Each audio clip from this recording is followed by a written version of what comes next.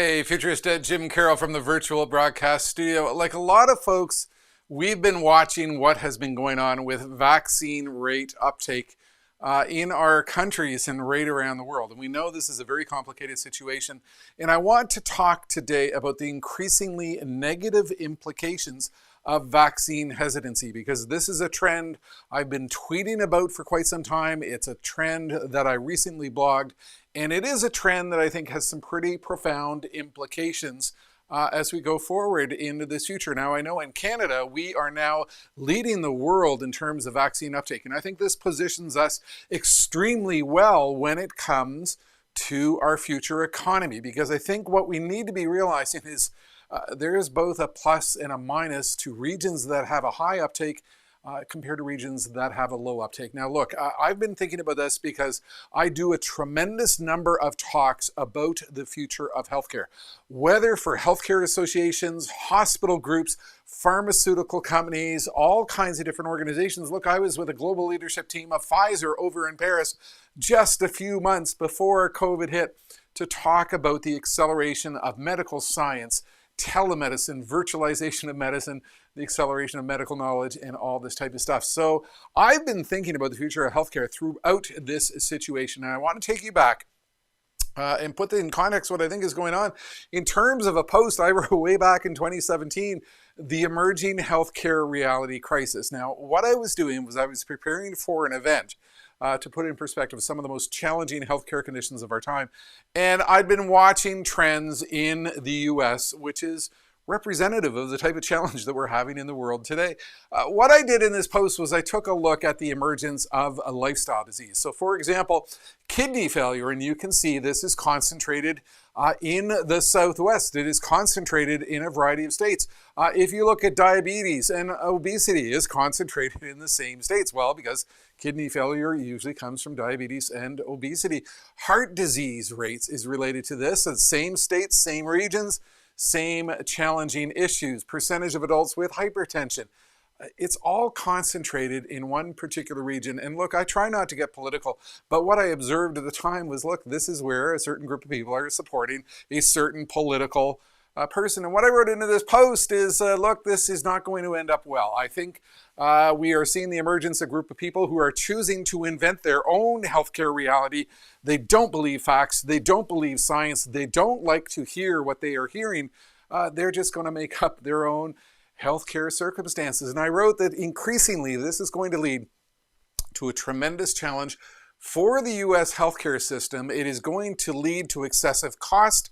It is going to lead to excessive death. And this post has been out there for almost 4 years now. Well, look, it's become very real, because certainly what we are seeing with vaccine hesitancy, when you look at what is going on with the various regions of the states and the various regions of the world where we are seeing hesitancy, the numbers are bearing out in the same way. And I'm going to go over here to the desk to put this into perspective for you, because I think you want to understand really what is going on here, because this is a very real trend. If you take a look at the percentage of US adults who are hesitant about receiving a vaccine, it lines up with the same maps. It lines up in the same way with the trend document that I put in perspective in this blog post back in 2017. I started tweeting about this quite some time ago. Back in June, I wrote that, look, people need to start talking about the economic implications for these regions. Will corporations want to relocate factories, logistics centers? Will they want to invest in regions which are going to have an obviously high economic cost for doing business because of excessive healthcare costs? I started looking at the data, and a couple of weeks ago, actually just last week, I wrote a blog post, the increasingly negative implications of vaccine hesitancy. And I think you need to understand what is going to happen here. So I want to walk you through 10 of these trends. Over time, these regions are going to see a very significant increase in healthcare costs. Long COVID, that's the phrase that is used to describe the long-term impact of those who fall prey to the disease but survive, face a very difficult and very costly path going forward. The second trend this leads to is it makes the healthcare system far more challenging going forward. These regions were already dealing with significant challenges as a result of lifestyle disease. And This comes on top of an already strained healthcare system. It makes it worse going forward. I think the implication of part of this is that healthcare workers themselves will be hesitant to relocate to these regions. I spent some time in 2015 at a conference talking about what would be the attributes of a region in terms of trying to attract new doctors, new nurses, new medical professionals. These individuals, these professionals have a choice as to where they're going to move, and they're going to be extremely hesitant to move to regions which are faced with this tremendous challenge of hesitancy. What doctor wants to go to work in a region where a majority of people think that healthcare science is a fake thing and they are not going to respect his or her opinion because they are choosing to make up their own reality? I don't think it is restricted to doctors. I think it is, also the professional class, skilled workers, executives and companies. They're not going to include these regions on their future locations of potential spots to locate their family. Who wants to raise a young family in an area which has built-in systemic failure as part of the system? And I think this is what these regions need to begin to recognize. And I think this is what individuals need to begin to recognize as well. Look, conferences, trade shows, meetings, events, my world. I go to a lot of conferences. I speak at a lot of events.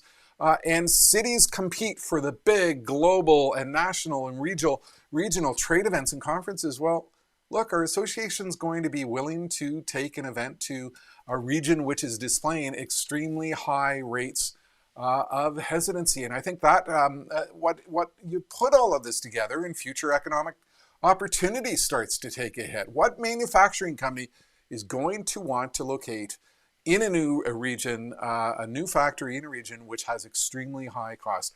Regions will be hobbled with these low vaccine rates.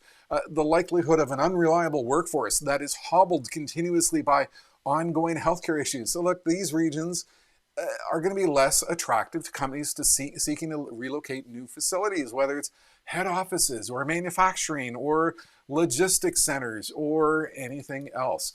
Another real implication is that these regions are going to take a hit when it comes to brand image. In the world of economic development, brand image is everything. You've got to present an image that you're leading edge, that you're aligned to trends, that you are developing an environment which is conducive to business. Well, if you're one of these regions, you're going to take an obvious hit. I think overall what all of this leads to, and this is what I was alluding to in my post, is that we're going to see a new economic volatility, and we certainly saw that with stock markets yesterday as they begin to realize that COVID has not magically disappeared, that it's going to be with us for quite some time, and that this issue of hesitancy is going to have massive economic implications. The ninth trend, well, reduced government revenue. If you have a decline in economic activity, if you have a decline in economic growth, governments are going to be able to raise less in tax revenue.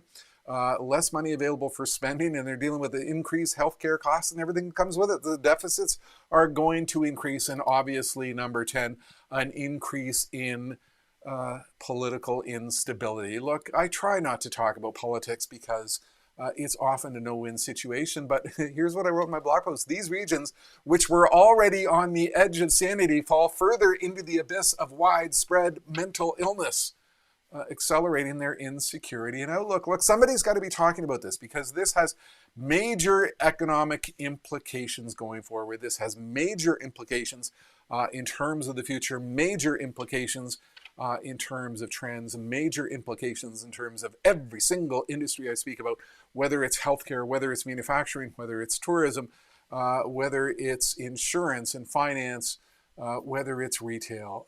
The future sometimes is really ugly, really challenging, and I think that's indicative of the type of era that we are living in right now with this issue of hesitancy. So I think you're going to see a lot more folks talking about this issue, thinking about this issue. I've been talking about it for about 6 months at least, and I think we are only beginning to comprehend the depths to which it is bringing challenge and change to our future. Look, I'm an optimist. I'm an optimistic futurist. When I would walk out on stage, I would say, look, I have to, be an optimist. I can't walk out here and say, guess what? Your future sucks, because I wouldn't get a lot of repeat bookings. But I am increasingly negative about the impact of this trend. And I'm going to close out here with a little video clip that I put together on the really bad negative trends which could be shaping our future. And you can actually find this list of really depressing insight at the web address badthings.jimcarroll.com. I'm going to close out with a clip. I'd encourage you to go read that. I'd encourage you to go read my 2017 post, The Emerging Healthcare Reality Crisis, because I nailed the reality 4 years in advance of where we are today. And I would encourage you to go read the blog post, The Increasingly Negative Impact, Economic Negative Impact of Vaccine Hesitancy. That's it for now. Futurist Jim Carroll from the virtual broadcast studio. Here's your really depressing clip.